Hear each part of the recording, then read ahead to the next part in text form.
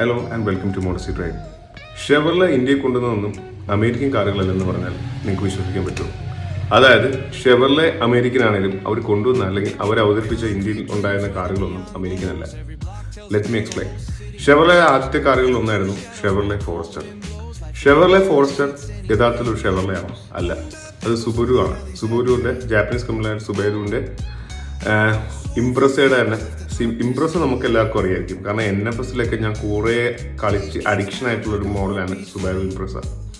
ആ ഇംപ്രസയുടെ സെയിം ചാസിക്കകത്ത് വന്നൊരു മോഡലായിരുന്നു ഫോറസ്റ്റർ.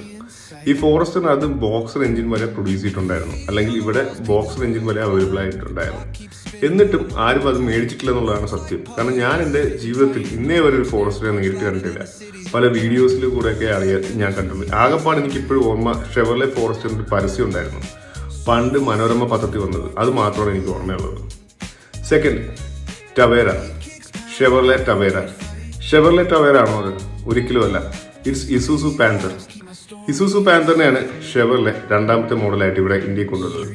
അതൊരു ഇസൂസുവിൻ്റെ ട്രൈഡ് ആൻഡ് ടെസ്റ്റഡ് പ്ലാറ്റ്ഫോം ആയിരുന്നു, എഞ്ചിനും എല്ലാം.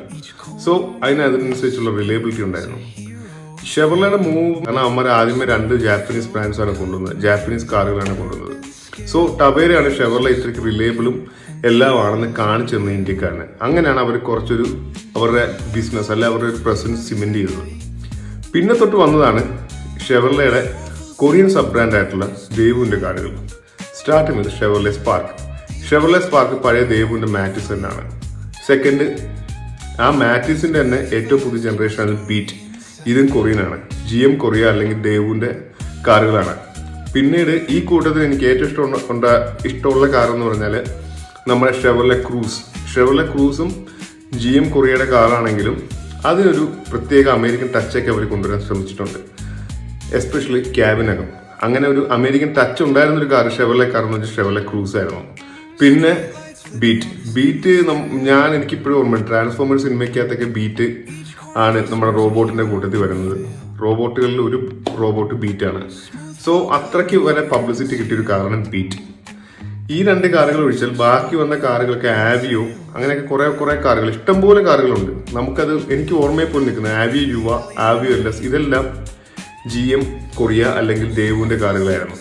ഈ കൊറിയൻ കാറുകളുടെ ഒരു പ്രത്യേകതയായിരുന്നു റബ്ബറി ഗിയർ ബോക്സ്. പിന്നെ നമ്മളെ ഫൈസൽ ഖാന്റെ റിവ്യൂവിനകത്ത് പുള്ളി നമ്മുടെ ക്രൂസ് ഓടിച്ചിട്ട് പറയുന്നുണ്ട് ഗിയർ ബോക്സ് റബ്ബറി ആയിട്ട് വരുന്നുണ്ട്. ടിപ്പിക്കൽ കൊറിയൻ ടൈപ്പ് ആണ് ഗിയർ ബോക്സ് എന്ന്. So it's rubbery gear box. പിന്നെ ഒട്ട് ഹാൻഡ്ലിംഗ് ഇല്ലായിരിക്കുക. കൊറിയൻ കാറുകൾക്കൊന്നും അവർ അധികം ഹാൻഡ്ലിങ്ങിന് പ്രാധാന്യം കൊടുക്കുന്ന കമ്പനിയല്ല. സോ ക്രൂസിന് ഹാൻഡ്ലിംഗ് ഉണ്ട്. ബാക്കിയുള്ള കാറുകൾക്കൊന്നും ഒരു ജാപ്പനീസ് അല്ലെങ്കിൽ അമേരിക്കൻ ടൈപ്പ് ഓഫ് ഹാൻഡ്ലിംഗ് നമുക്ക് പ്രതീക്ഷിക്കാൻ പറ്റത്തില്ല. പിന്നെ ക്വാളിറ്റി അത്രത്തോളം പറയാൻ പറ്റത്തില്ല, എങ്കിൽ കുഴപ്പമില്ല എന്നുള്ള രീതിയിലാണ് ഈ കാറുകളൊക്കെ വന്നത്. പിന്നെ ലാസ്റ്റ് അവർ നിർത്തി പോകാൻ നേരത്തെ ഇറക്കിയ കാറുകളാണ് ഷെവർലെ സെയിൽ. ഷെവർലെ സെയിൽ സത്യത്തിൽ ജനറൽ മോട്ടോഴ്സിൻ്റെ ആണോ? അല്ല.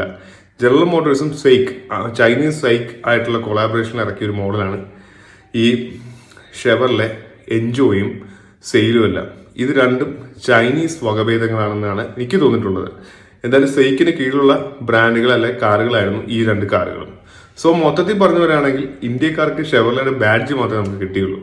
കിട്ടിയത് മൊത്തം ആദ്യം ജപ്പാനാണെങ്കിൽ പിന്നീട് അങ്ങോട്ട് കൊറിയൻ പ്രോഡക്ട്സ് ആണ്. സോ ഷെവർലെ ഇന്ത്യയിൽ ഇറക്കി വെച്ച് എനിക്ക് തോന്നിയിട്ടുള്ളത് അമേരിക്കൻ കാറുകൾ എന്ന് പറഞ്ഞ് അവസാന നിമിഷം ഇറക്കിയൊരു സാധനമുണ്ട്, ഷെവർലെ ട്രെയിൽ ബ്രേസർ. ഈ സാധനമാണെങ്കിൽ കാണാൻ പോലും പറ്റിയിട്ടില്ല, അതിൻ്റെ മുമ്പേ അവർ പൂട്ടി പോവുകയും ചെയ്തു.